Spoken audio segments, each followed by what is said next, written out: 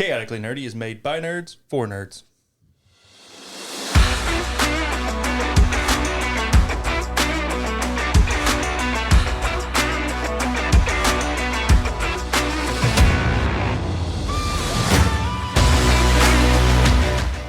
This podcast is made by adults for adults and children with bad parents. Adult language will be used, and adult situations may arise.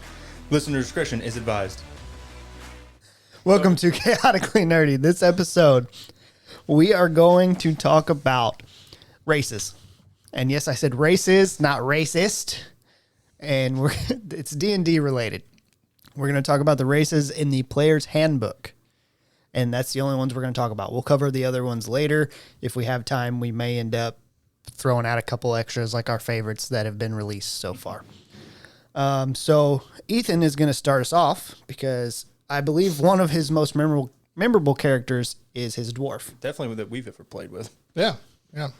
It's a dwarf. Yeah. So I'm going to hit both of those. What you just said. This is absolutely my favorite race. I didn't know. Yep. I mean, I assume that because you played a lot. But yeah, it's my favorite. I have a beard, right? But I mean, let's just look at let's look at what's actually there. So dwarves. I mean, most people know. If you're listening to this, you probably already know.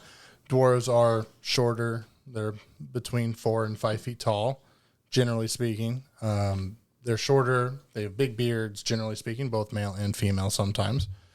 And they're usually pretty stout.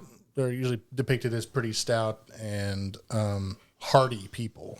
They usually go for colder climates, but not all the time. So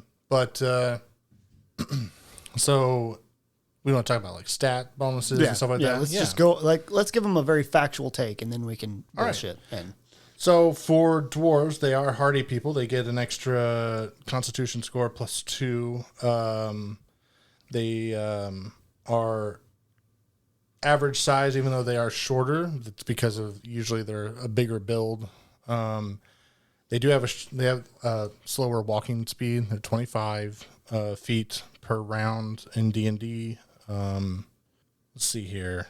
They do have dark vision. That's a really handy trait to use. Not everybody, not all DMs do really hit on that as much, but it is a very nice thematic thing. Especially if you're playing on like Roll20. Yeah, but there's so many races that have dark vision. Yes, there so is. It becomes a little bit moot at some point, if unless nobody in the party does, which we've had that problem before. Yes.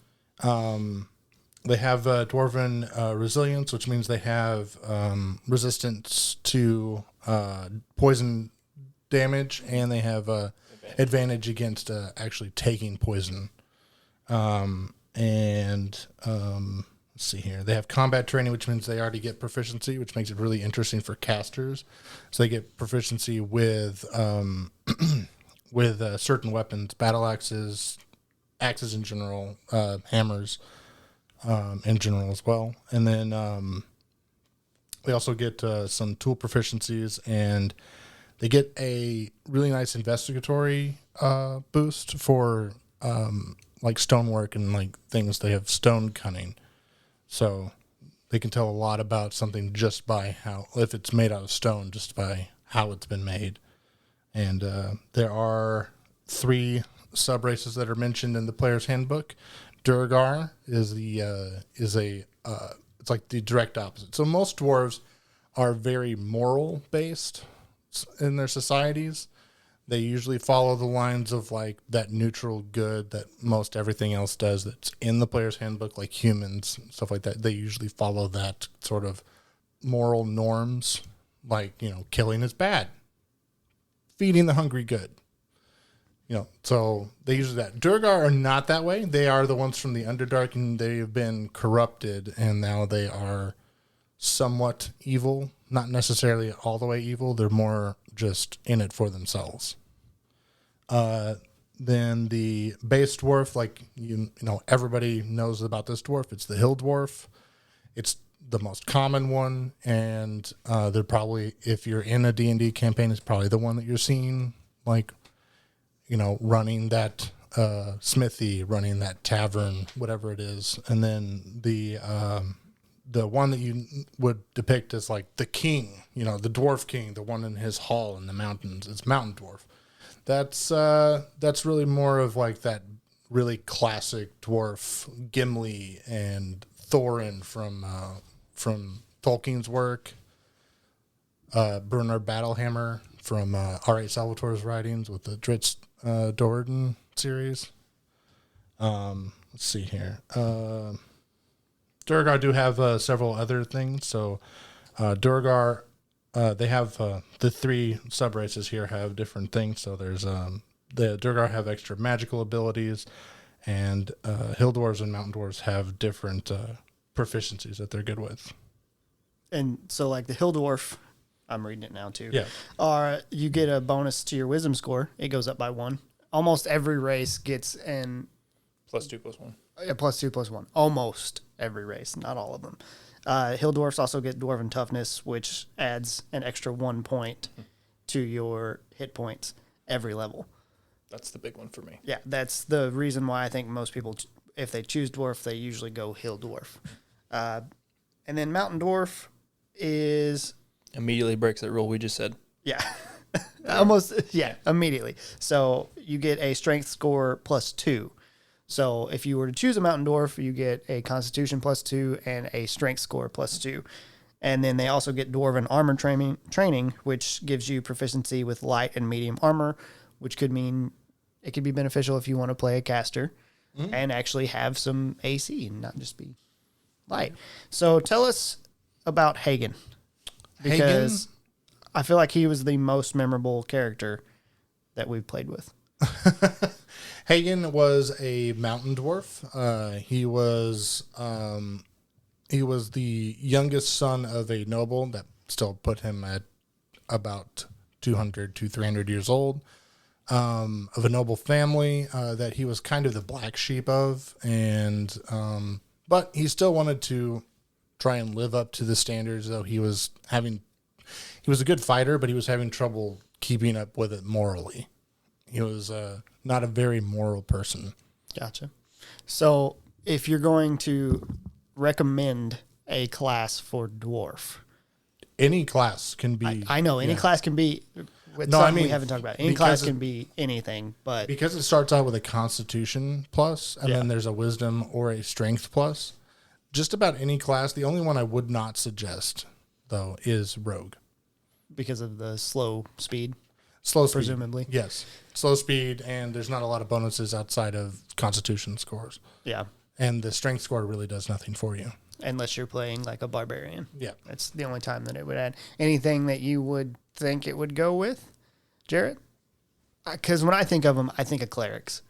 Clerics. Clerics and fighters are usually the two that pop into my head. Clerics because of the wisdom, fighter because of strength, obviously. Just because of their unique synergy, I think wizards. Yep. Because They get do their either hill or mountain, doesn't really matter. Depends if you want to be a little bit more hardy in your constitution or you want to have that armor that we talked about. Yeah. They work well. Okay. So now that we've got that one done, let's go to Jarrett, who's going to tell us about elves. Oh, everybody loves elves, right? You know, they're really long-lived. They are usually the most knowledgeable of the races because they just live so long they get to collect their knowledge. But in the D&D sense, you know, you get that very coveted +2 dexterity, which, you know, as we all know, dex is the best stat. You know, your age, you can live, at least in D&D terms, up to like 750 years old. Like, it's forever. They are a medium creature, between 5 and 6 feet tall. They get 30 feet walking speed. Like Ethan mentioned, almost everybody gets dark vision. They have it. My real big bonus that I think that the base race of elf has is keen senses, because they get perception. Yes. Automatically as a skill. When perception is one of the most important skills In D&D. in D&D, depending on your DM, but most, like 95% of the games will be perception. They get Fey Ancestry, which gives them advantage on saving throws against magic and being charmed, or magic that puts you to sleep and being charmed, which is niche, but it can be useful.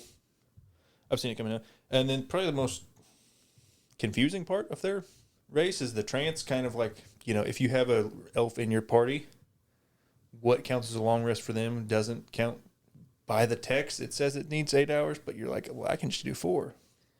I've seen it argued both ways. That's something that we done at the start was Yeah. that we just took 4 hours and it was a long rest. yeah, but it does say you need to have 8 hours. Yes. You have to have 8 hours, but you spend 4 of those 8 hours. They make really In great a trance. watches. They do. Watchmen. And then you go to your 3 sub races, like the dwarves. You have the high elf, which is your you're more. It's obviously more intelligent, like knowledge based elf. They're like not nature Cultured. cultured. Yeah, that's what it was. Civilized. Yeah, civilized. They have the +1 to intelligence, and they have elf weapon training. So they have like your short bows, your long bows, your short sword and long swords, and they get a free language, and they get a free cantrip from the wizard spell list. That's pretty good. You get your wood elf, which is your like what I always think of like Legolas, classic Tolkien elf in my brain of like lives in the forest, is an archer, is really nature based. They get the +1 wisdom. They also get the elf weapon training. Their movement speed is increased to 35, and then they have the Mask of the Wild, which lets them hide in lightly obscured foliage. And then they have the Drow, which is the dark elf, the underdark version of the elf, which they are also been cursed. It's very, very weird by the lore. Their lore is weird. But they get a +1 to charisma. They have a better dark vision out to 120 feet instead of the regular 60. Their negative is they have the sunlight sensitivity, which means they have disadvantage on attack rolls and on perception checks in sunlight. But they do have the very niche thing of like drow magic, which they get like cantrips and a few spells that they can cast once a day. And then instead of elf weapon training, they have drow weapon training, which they just trade in long swords and long bows and short bows for rapiers and hand crossbows. So they get all The that neat. closer, because they live in the they're Underdark. close. Yeah, they're close It's- range. Yeah. So it'll be your closer range stuff. Mm-hmm. As far as like a designated class, what do you think? My brain automatically goes to 3. It's like ranger, rogue, and like wizard. Yeah. Yeah, I think that's pretty general. I also think monk. They have If you're going to min max a monk, Yeah. because if you go with they have the rare dex whiz. you combo. have Dex Whiz, and not only that, you get 35 Yeah, an movement extra 5 speed movement speed. on top of your further movement speed. So anything you can think of that an elf would not be good at, which with D&D you can use anything for anything, doesn't matter. Don't see many elf barbarians, but not that you couldn't be one. It just seems like a Thematically, it doesn't Yeah. seem like it fits, and I think that's why a lot of people choose certain things. Because in my brain they're always like very calm. They're supposed to be more graceful and Yeah. calm and collected. yeah, But if you can make it work, yeah. yeah, you can make anything work. Yeah. So with that, I think we're going to move on to mine, which is halflings. They're the shortest, correct? Yes. Are they the shortest, or is gnome I always shortest? forget In which the one's base short. races, yes, they are the Okay, shortest. they're the shortest. So they're around 3 foot tall, and they weigh somewhere between 40 and 45 pounds, and they're the happy little guys and gals. They try to be peaceful with everybody, and it says they get along with everybody, but they're explorative. So I always think of the hobbits. That's what you're I- supposed to think of. Yeah.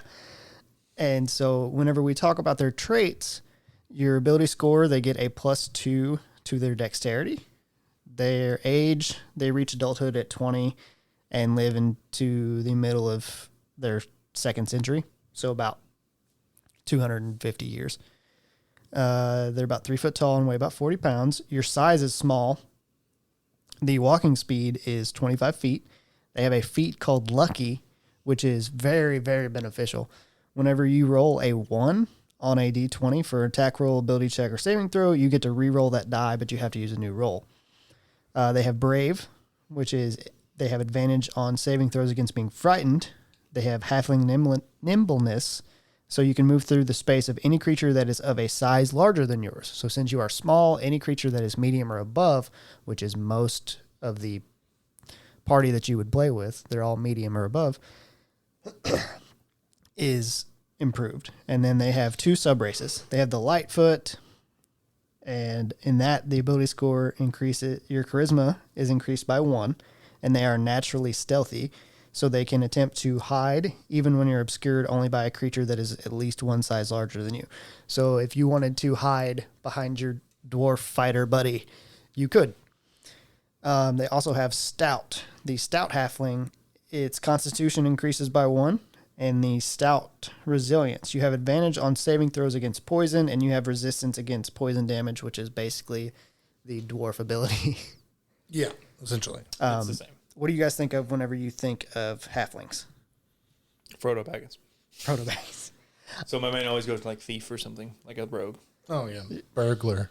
I think I go rogue and then bard, are the two that because in the player's handbook, the picture of the halfling literally has It's a a bard. lute in their hand.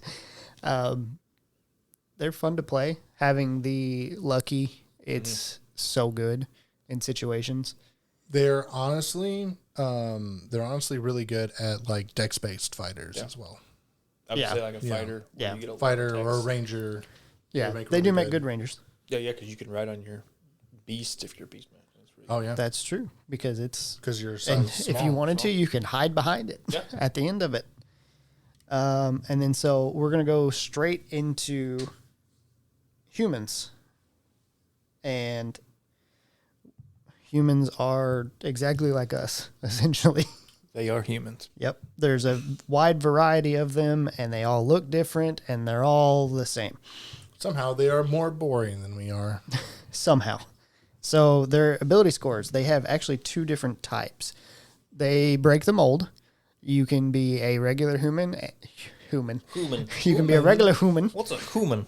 It is a fucked up version of the human. They have where each ability score increases by 1. So you get a +1 to each of your, which is very beneficial. The other thing I didn't mention, halflings don't have dark vision. We talked about, They're one of the rare few that don't have dark vision. And human. obviously age and size are varied because they're just like us. Base walking speed is 30 feet. Why? It's because the other human is the variant human, to where you get an ability score increase where 2 different abilities, so you get to choose the 2. Increase by 1, you gain a proficiency in 1 skill of your choice, so you can take that ever so needed perception or any other one that you want. And you also gain a feat of your choice, which is very, very beneficial. A lot of people think it's overpowered, and I've seen Well, it definitely power creeps the regular human. it does. I've seen a lot of DMs ban it online. Like say, Technically, I did ban in mine, but that's just because I give everybody a free feed. So yeah. So I- technically, it'd be a waste to take the variant human. I just did so you couldn't get 2 feeds. Yeah. I personally don't like it. I wouldn't mind somebody using it, but it's really boring just to take that because it's Humans Meta. in general are Yeah. boring. This comes from a guy who played a human as his first character because he didn't know what he wanted. That's that's true. what I played. I played human. They're just boring. I think I played Wood Elf. I'm like, Yeah, why you would I did. be a human when I could be something else? As far as classes, any of them, They are literally I- the generalists. yeah. They fit with anything. anything.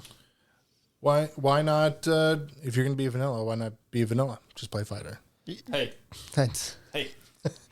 you're taking shots at Jared at this Well, point. Randall the Vandal is, Randall the Vandal. I forgot that was his name. I remember. the goat. The goat. I guess he did. He did. He pulled it off. Did I not save the world? You did. You did save the world. I'll give that to you. All right, so now we're gonna jump into Dragonborns. And Jarrett, why don't you tell us about them? They're dragonborns. They're dragons mixed with dudes. Like, what else do you want? Well, why not dudettes? Oh, dudettes. Yeah, either way. Dragons mixed with dudes With or people, dudettes. with human. They're dragon people. They're just I don't really love the art. The official art that they give them. I almost wish it was half dragon. Like The half dragon art is way better. that's what I mean. I Yeah. wish that the half dragon art was the But the regular dragonborn, it's whatever. But they are very like family based, and they're very proud. Like they are very prideful creatures, and they protect their clan. But you get the strength +2, charisma +1. They live roughly the same amount as humans. They're a medium creature, but they usually are over 6 feet, and they weigh about over 250 pounds. And then the big decider is what ancestry you are. So which color you are? Yeah, so you're Essentially. either one of the metallic colors or one of the chromatic colors. Which is black, blue, brass, bronze, copper, gold, green, red, silver, and white. Yeah. And Each of those. That Go ahead. changes your breath weapon depending on which one you select, and also will determine your resistance for your draconic ancestry. And then you have a base walking speed of 30 feet. You get a damage resistance associated with your draconic ancestry, and then you get the breath weapon, which is scales as you level. It's okay. Its uses do not scale, though. Its uses and do I not feel like that could be the biggest change, too. That's because they did change it. Oh, they did change it? In Tasha's. I did not know that. They updated both metallic and chromatic. So, Is there anything specific you think of whenever you think of a Dragonborn? Paladin. Yeah. I always think of Sorcerer. I don't know Either why. that works too. But Again, I think that's because the picture looks like a Sorcerer. it is. Yep, totally a Sorcerer. So the images have ruined me as far as changing things. Ethan, you want to take us to Gnome? Yeah. See here. So gnomes are the second shortest race in the player's handbook. They are a little bit shorter than dwarves, a little bit taller than halflings. They, in a lot of cases, a lot of people confuse them with halflings, or they're just analogs of halflings. But really, they're really different, like for their traits and stuff that you get, their background, stuff like that. They're really more magical, almost fey creatures, whereas the halflings are just tiny people. With gnomes, they do live in underground, like you see halflings do in like Lord of the Rings. They're slightly larger hobbits. Yeah. But they also are very obsessive about things. And they're also very whimsical about things more often than not. The gnome traits, you do start out with +2 to your intelligence. They live to be about 350 to 500 years old. They are typically between 3 and 4 feet tall. Their walking speed is 25, like all the other short races.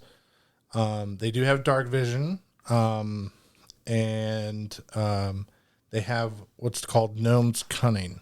And you have advantage on intelligence, wisdom, and charisma saving throws against magic. It's super powerful. It's really good. It's one of the things that makes them one of the best races, in my opinion, just because of that. And then they have 2 main sub races, even though I am currently playing the third one, I mean. Deep Gnome is the one I'm currently playing. There's Forest Gnome and Rock Gnome. I think Rock Gnomes are the typical gnome that you would see normally in, say, books and in the writings and stuff. Rock Gnomes are, they get a +1 to their constitutions, and they are artificers. So that's something else that gnomes have that others don't. They're much more based around their skills. So that's comes with that obsessive type side to them. And then Forest Gnomes are like the Wood Elf version for gnomes. They're much more fey-like than the other gnomes, and they get a +1 to their dexterity. They get illusion magic as well, just innately. They can cast minor illusion, and they can speak with small animals, basically at will. Deep Gnomes are much like the Duergar. They come from, and the Drow, they come from the Underdark. They're different than the other gnomes, but instead of being normally debased or kind of amoral, the Deep Gnomes are much more moral than their surface cousins. So they're actually probably more likable than the other Underdark races. So. Gotcha. Do you think that gnomes apply? I don't want to say apply, because obviously every single class can go, or every single race can go with every single class. When you think of a gnome, do you think of any particular class though? I think of wizard first off for gnomes. Do you think of any particular ones, Jarrett? Artificer. Yeah, Artificer fits the lore, but I always go like, maybe this is just because I watch Critical Role, but I always go Bard and Pike. With Scanlan and Pike, I just go like, They are very. That is more than likely because of Critical Role. Yeah. Because that's Yeah. the ones you see. But I Yeah, mean, they're they most started with the intelligence modifier, so I always go with wizard. Yeah, That makes sense. First That's thought. they're beneficial for. It's beneficial for wizards to have that. Yeah. So with that, take us into half elf, which I believe is one of the most beneficial races in the player's handbook. I feel like it's a better jack of all trades than human. It's Yes. more interesting. Because it is. Yes. So they're not too much different than humans, to be honest. They're just humans with a little bit of elf in them. Giggity. With pointy ears. Giggity. I'm so old. I mean, but, Family Guy's still on, so that's not that old of a Is it thing. really? Yes. I don't watch TV anymore. Half elves, though, do get a charisma score +2, and they get to choose one other +1 to add wherever they want it. Two others. They get to choose two others. That's why I said two others. Oh, I thought you said plus one one. other. I said they get a charisma score +2, and then two others +1. Yeah. So that's really nice. You can do a lot of stuff with that. Age, they usually live a little bit longer than humans. 180 years is like kind of like the medium. It's like 80 for us. And then their size is about human size. The speed is the same, but they do have dark vision, so that's another bonus that they get over humans. They do have Fey ancestry as well from the elf side. It's they have advantage on saving throws against being charmed and can't be put to sleep by magic.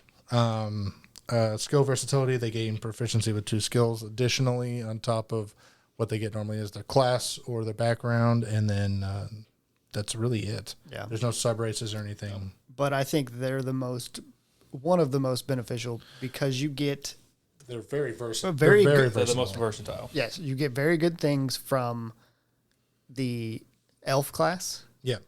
Race. What the fuck is this, second edition? race. My God, I'm stupid.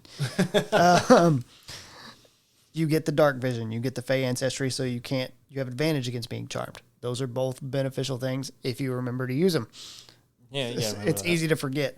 And then the skill versatility, being able to choose 2 extra skills, is very beneficial, It's just good. Yeah. Just strictly good. especially if you play with a DM that has a lot of skill-based checks like Arcana, Perception. But for like a class, like that you would choose for that, there's so many options because of the skill versatility. Yes. But having that +2 to charisma, It's any of the, I always say any of mean- charisma casters. I mean, you're talking bard, paladin, sorcerer, warlock. Yeah. I mean, any of those would work perfectly fine. But you could play anything. Yeah. Yep. Because Sure they can. are literally are the most versatile. Because you can put those other 2 points Oh, yeah. wherever you want and cover up the spots that you need. So, Jarrett, that takes us to half orc. I put you on half orc because I think you've played a half orc. Not that I remembered, but Oh, well. Fuck it. I did. you know, Yeah, I did once. Like one session. generally Gotcha. these are like the biggest, Literally once. Yeah. biggest, most brutal of the races in the player's handbook. They are half orcs. I mean, they are literally half orc, half man, Or woman. human. Who, man? They get a +2 strength and a +1 to constitution. They live roughly the same amount of time as humans, just a little bit faster. They may age a little bit faster, but just not much. They are usually well over 6 feet, and their size is medium, like most of them. They get the walking speed of 30 and dark vision. They get proficiency in intimidation, which is pretty good. My favorite one of their things is relentless endurance. When they reduce to 0 hit points, they drop to 1 instead. It's very useful, especially paired with the correct class. They have savage attacks. When they score a critical hit, they get to add a melee. They get to add 1 extra damage dice to a melee attack. And that's it. They're basically very similar, or very simple. Yeah. I think that we all kind of, when we think of orc, we think barbarian. They are the barbarian class. Like, if you're going to do this, play barbarian. Yeah. Barbarian or fighter. Everything just matches up so well with barbarian. I don't know. Yeah. Why would you not go Yeah. with barbarian? Because you get the 2 You basically get 2 strength stain- and constitution, Well, which not are that, 2. but you basically get 2 barbarian class abilities Yeah. as a race thing. Yeah. Yeah. And they double up on one another. So Yeah. it's perfect. And They then stack. that brings us to Tiefling, which is the last class of the player's handbook. They are your demon people. They basically look like demons and humans mixed. So on their traits, they have an ability score increase. Your intelligence score goes up by 1 and your charisma goes up by 2. They mature at the same rate as humans, but live a few years longer. So probably like 120, I think is what most of us have roundabout said. Their base walking speed's 30. They get dark vision, of course. They have hellish resistance, which is you have resistance to fire damage, which is very beneficial. One of the most common types of damage out there. Yes. Yeah. They also have Infernal Legacy, where you know the Thaumaturgy cantrip. When you reach 3rd level, you can cast Hellish Rebuke as a 2nd level spell once. And when you reach 5th level, you can cast Darkness spell once every long rest, which is very, very beneficial. I think of these, they're warlocks. Like that's what I think of whenever I think Deal of a with the tiefling. devil. You can play whatever you want, but It's what they allude to. Yeah. I mean, that's what they feel like they're it's going to where be. they lean. Yeah. Hellish Rebuke is very good, especially if you're going to play a caster, because if you get hit, you just do damage back to them. Oh, yeah. And that's a way to sometimes make somebody back up, especially if they're already weak. So we burned through that fairly quick, not too bad. So let's talk about Tasha's changes for the races, and we'll talk about just the stat changes. That's fine. Because one of you two, since you DM, explain what Tasha's book did with the changes. Basically said you get to do whatever the hell you want with your stats. So instead of them being locked to your specific attributes that we just talked about, you get to move them around. You get to go put your +2 instead of, if you're a dwarf, instead of Constitution, you can put it in Strength, you can put Intelligence, Dex, doesn't matter. Yep. You just can move your Now, stat with that, you can't stack them. Yeah, you can't stack You it. can't go, okay, well, instead of a +2 for Constitution, I'd rather have and +2 for Strength. If you went Mountain, Yeah. is that right? No. If you went Mountain, you can't go, oh, well, I'd rather add 4 to can't. my Constitution. You can't do Can't that. stack. It has to be 2 and 2. But And you can there's- put them wherever the hell you And want. there's also some stuff with like background, or not background, but proficiencies you change out for other proficiencies. Yeah. That's the least But useful thing. I think that's a very good change to a degree. It makes which class you choose basically skill based. Yeah. You're going to choose whichever one gives you the skills that are going to benefit you the most. Like, why would you not choose a tiefling and just put wherever you want if you plan on being somewhere? If you know that your party's going to have a wizard and they're going to cast fireball right in the middle, why not take tiefling so you can be fire resistant and just stay in the middle of it? Make a tiefling barbarian and just say, fuck it, I'm getting up in there. I mean, I like it because it kind of discourages people from choosing variant human and half elf all the time, Yeah. even though they're probably the most common, like thematically in like say Forgotten Realms or Eberron. Even they're probably the most common races out there, but it discourages people and they can play something more interesting or unique, yeah. or unique. Yeah, But on the flip side, whenever it feels like you're locked into a class, like Constitution Strength being your fighter, I keep going back to Mountain Dwarf for some reason, but when you feel like you're locked in that fighter, it's more fun sometimes to play a wizard who has those bonuses instead of moving it to Constitution and Intelligence. well, yeah, because you're fitting the bill, right? Yeah. Instead of And sometimes it makes it shaping different. it around your character, you shape your character to the surroundings, which feels more genuine. It feels Yeah. more natural. authentic. Yep. Yeah, Muscle Wizard cast Fist. Yeah. I have to agree totally. Yeah. There's like From a- my favorite character is a dwarf fighter. Yeah. That's like the most generic thing you can find. But you are very good at role playing as well, and you don't always. Sometimes you min max, not always though. I did not on that character. No, bounced around from class to Oh class. man, no. Yeah. But And so that kind of leans towards. I think when you don't min max, and I'm a min maxer, it's who I am. I try to pick classes that tie in with the race I'm going to play. Now that Tasha's is out, if we use that, I don't have to. I can choose whatever class I want and then try to do more role playing. I felt not locked into classes, but like I was better off to choose those classes that would benefit Yeah. me. That's everybody. But it also makes sense. Like, you're not, like, it doesn't make a lot of sense to have, like, a halfling with +2 strength. They're so small. Yeah. It doesn't make a lot of sense. But, I mean, I understand why Tasha's is that way, and I can appreciate it for what it is. Yeah. But I think, like, having that dexterity bonus, having that intelligence, or the wisdom bonus, or whatever it is, really pushes you in a direction. And having direction suggested to you, Can be helpful. it It can be can really be helpful. helpful when you're really new. helpful. Yeah, I would say this is not something I would necessarily introduce to new players No, not at all. because No. it gives you the analysis paralysis where you're like, there's so many different options and choices you can make, and then they just get like kind of like they shut down. Well, I mean, then you can also be like play something that's off the off of the meta. So you could play like that dwarf warlock, Yeah. and then you get to role play out how that doesn't actually fit with your society, with your race, and Yeah. that's kind of interesting too. So now let's talk about the ability score breakdowns. And what I mean by that is what number is attached to which. We talk about +5, +2, Oh, things like that. The modifier that you get to add whenever you roll something. So you can have an ability score of 17 and you're going to say your strength score is 17 and they say, okay, give me a strength save. If you're not proficient, which we're going to assume we're not, you would roll and add your 3.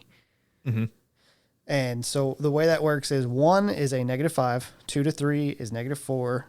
You'll see a pattern. The even numbers are where it changes. It goes up by 1. 4 and 5 is -3. 6 and 7 is -2. 8 and 9, -1. 10 and 11 is 0. 12 and 13 is 1. And so on and so forth up to +10, which is unlikely that you get there. Near That's more impossible. so near impossible. Yeah. More for a so, PC to get there. yes. More so that's meant for monstrous races. Monsters or Well, not racist, but Monsters. Yeah. Sorry, not racist. So, and then there's different ways to, whenever you're making your character, choose how you get your ability scores. So we, at our table, do a roll. Yeah, we roll. We roll 46s, take the 3 highest, and re-roll any ones. Yep. You take what you get whenever you re-roll the 1. If it's a 1, you don't re-roll it. Historically, Tyler is the best roller. Don't know why, but I roll D6s really high. We've played several different ways by doing stats. We've never done the point by. I don't think any of us found that very intriguing. It's so rigid. Yeah. You're kind of stuck. I can understand why people would prefer that, but at the same time, I want to give Yeah. people the option to, or the ability to roll the dice for their character to make it random, to make And it it can individualized. be to either make really it- good or really bad because Lurk was what? Uh, A 6? Yeah, you 6 have, intelligence. You have the most experience with a negative modifier here. Yeah.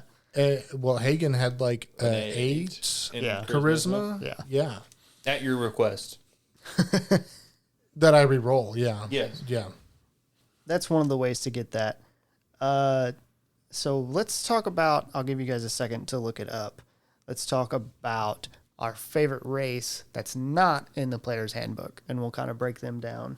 And I have mine go already, ahead. so I can go ahead and go. Yeah. Mine is the Eric Cochran. I knew it.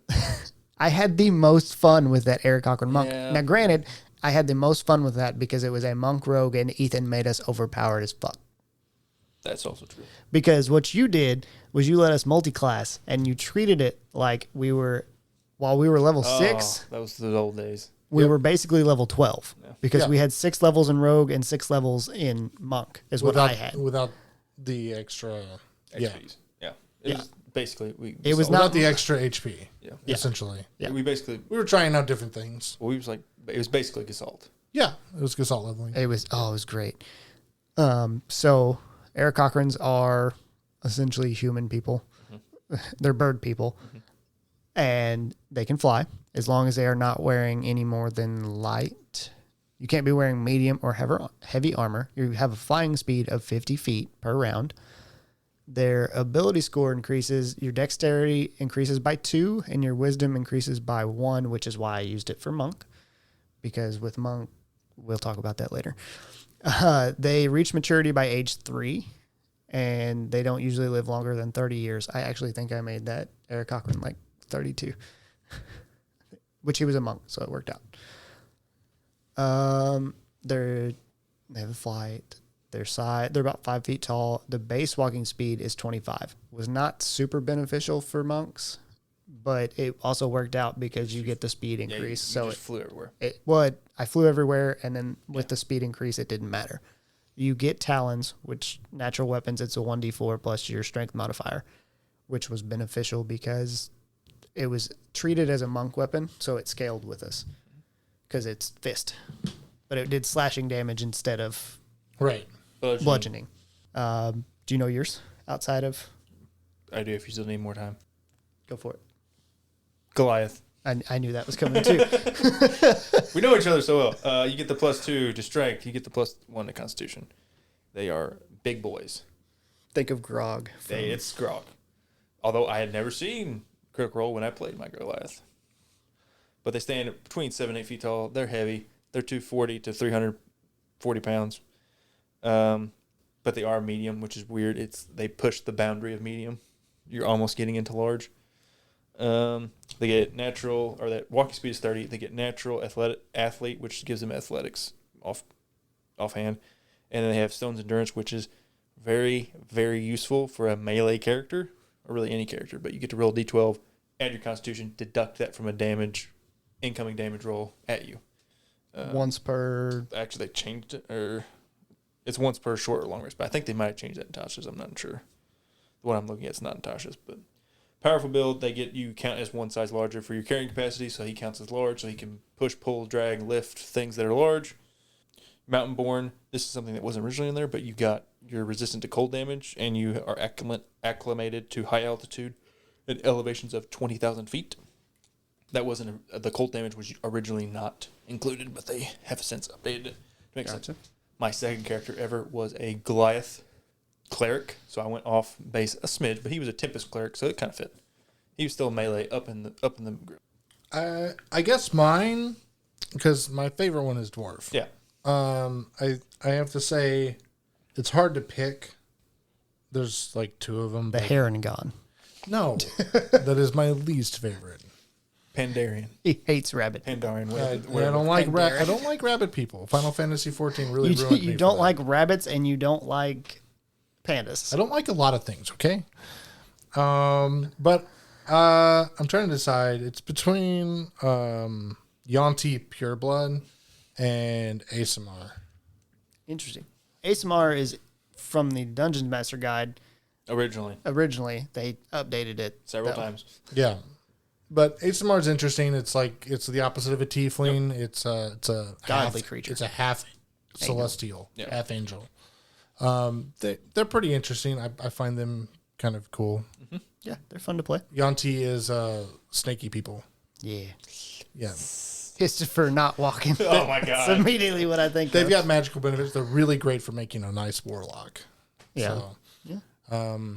So it's between those 2. I'm not going to go too much into detail of them. Because not really sure. Dwarf is my favorite. So with the D&D question, since we're pretty well finished, we're going to wrap this up. Yeah, you forgot about this part.